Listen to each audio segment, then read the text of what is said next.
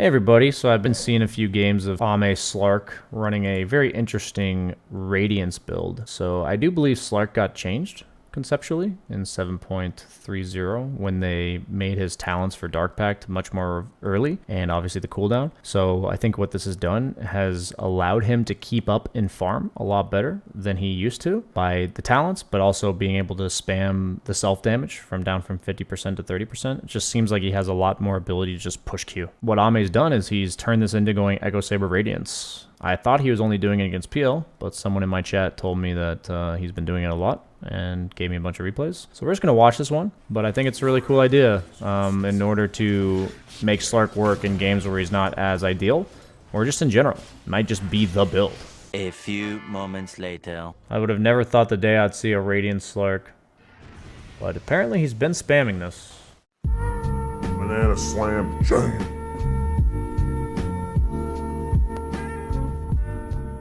So I'm going to go in this with an open mind. He's in EU right now, along with like a lot of other TI pros. So pretty high level games in general. Lesh, not often a favorable matchup for Slark, just because of all of the damage that he can do to you during your ulti. And then in lane, he's a fast ranged hero, so you don't really get to hit him very often. Looks like he's playing for the chill sustain game. Looks like he's playing Slark conceptually like a hard carry, not one that's like invasive in the early to mid game. Playing the lane like a hard carry, where he's playing more passively than he is aggressive, playing for farm. So he bought boots first, pretty much what you'll do on a hero that has a passive against any ranged hero. So he is level 3 to level 2 of Slash, so he's going to go super aggressive there. He also hit his boots timing, so this is a really nice timing for him. So that was a really nice aggressive play. I mentioned he was playing passively for farm, but he was a level higher than the offlaner, and he just got his boots. So very good use of a small power spike there to do a lot of damage. Oh, that's Boxy on the offlane Lush. Okay, so full wand and a band of Elven skin. Seems pretty standard so far in terms of the items. Nothing crazy about the play other than making sure you use that one power spike. Is he buying himself more tangos? That's the question. Did he buy himself more regen here? Because he's flying himself the treads.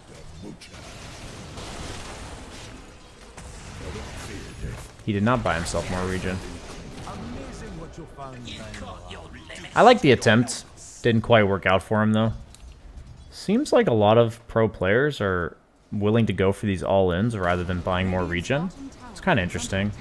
I think the raindrops now are 100% necessary because of the mana nerf on Dark Pact. So you're going to go the Sage's Mask for the Echo Saber anyways, but I think that extra mana regen early. One thing I was considering was Soul Ring. I'm going to try Soul Ring myself just out of curiosity, but maybe Sage's Mask and Raindrops are just enough. We're going to kind of see that from here. Looks like he noticed they have a ward, pinged it out. Very good Slark fundamentals. Yeah, so on Slark, I've noticed that a lot of times you give up being aggressive in lane and you more so just play for the defensive farm on the map. Play away from your team. Basically clean up whatever lanes your teammates are not going to occupy. So his mid laner moved out. If his mid laner had like stayed and his safe lane was relatively uninhabitable, then he could have just jungled. But notice how wherever the action is, he's just kind of on a different lane. So he's not actually looking to join these fights. He's looking to play like a very defensive hard carry, which if he goes Radiance makes sense. You know, so it's hard to be open-minded about this stuff, but this isn't how Slark traditionally plays, but this is how a hard carry would play. Like a Wraith King that rushed Radiance, right? This is how they would play the map. Making sure he dewards along the way. Very good fundamentals. Looks like he just has absolutely no intention of showing up to these fights. Just cleaning up the waves. Pushes in top, then TP's bottom to defend it. He's literally not in the game in terms of fighting, but he's purposely making it so he's forcing reactions wherever he goes. Picks a support off out of position. Utilizing the fact that the opponent has pretty low catch. Omni, other than the Void Spirit, they have really bad ways of catching a Slark. So he's abusing that. But that kill was huge because it's going to lead to the opponent team separating and him getting the tower. And this is where we just queue up the Radiance. He's against a hard farming Luna and he has no desire to invade her. I guess he's just highest net worth in the game anyway. He did this in one of my games, and we were losing really badly, and we ended up winning, so I don't think this build only works from ahead. But even though he is #1 net worth, the game is very close. So this is the first time all game we've seen him go to a fight. He was pushing in bottom, not a hero that really hits towers.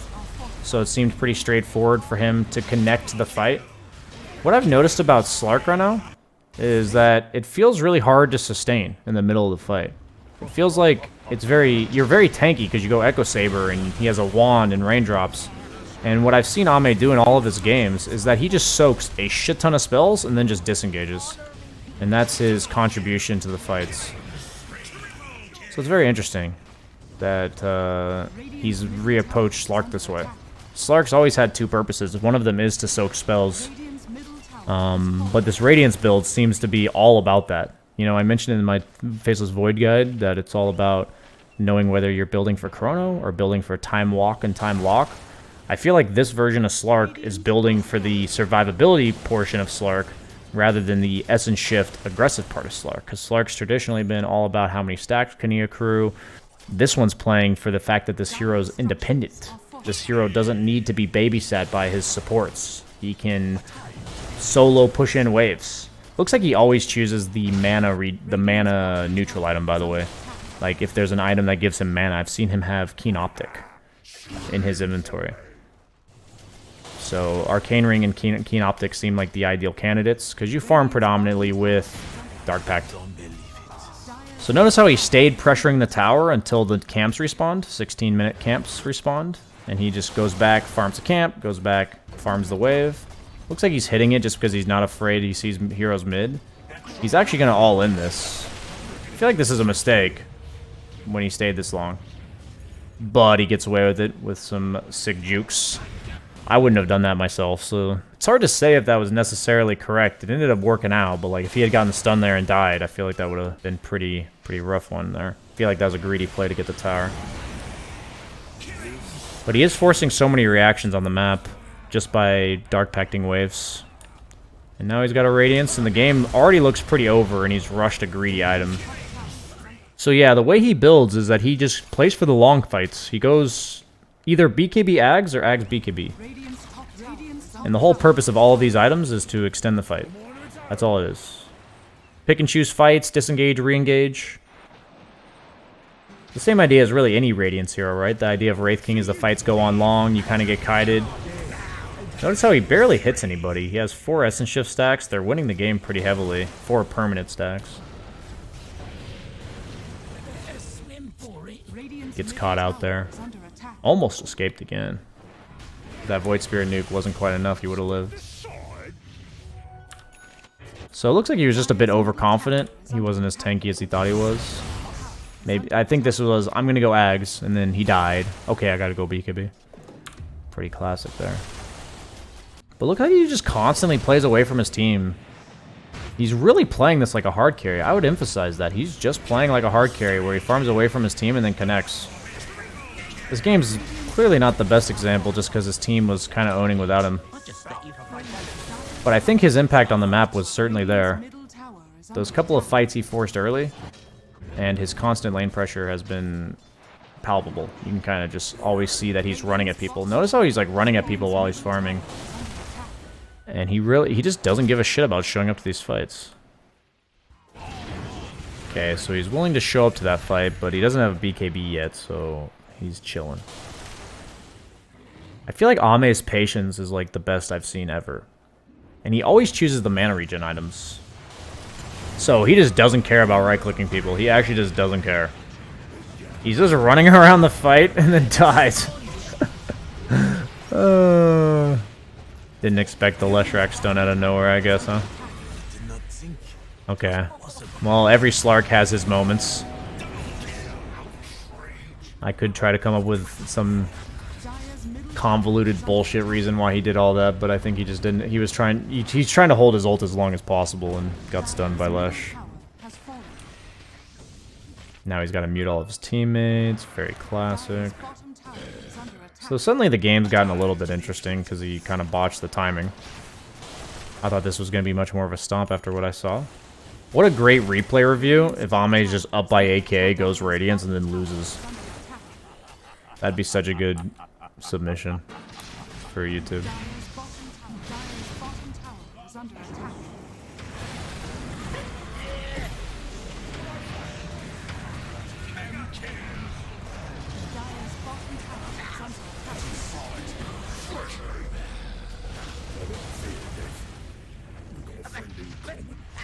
Yeah, I feel like the way he plays these fights, he's just always willing to go into the fray. He's just holding his spells as long as possible, just saying, I'm gonna BKB if you go on me, I'm gonna ult if you go on me. Obviously, sometimes it backfires. But the hero feels like he's really strong in fights. I would have never thought the day I'd see a Radiance Slark. But apparently he's been spamming this. So the 4 games I've seen, he does this same build. He does the Echo Radiance BKB Axe. So it seems like he's pretty dead set on the way this hero is supposed to be played. Last item I've seen Abyssal, I've seen Scotty. He's kind of just setting his team up for things on the map consistently by always being up in the face of the opponent.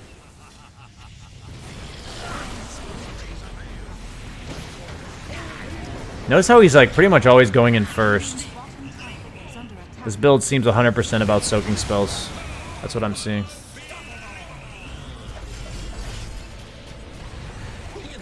Ooh, he died there. I don't think he thought he was gonna die there.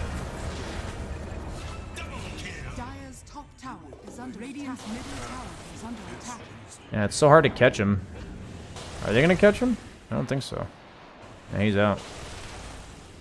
I feel like he would have died there in the old patch with the old Dark Pact, with how much damage he, or how many times he Dark Pacted.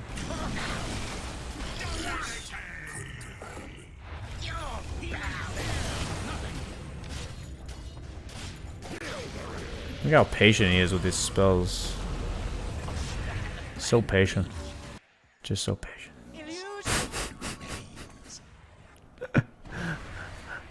I was like, damn, he's just chilling, man. He has 3 heroes hitting him and he's not using ult. That's so... Oh.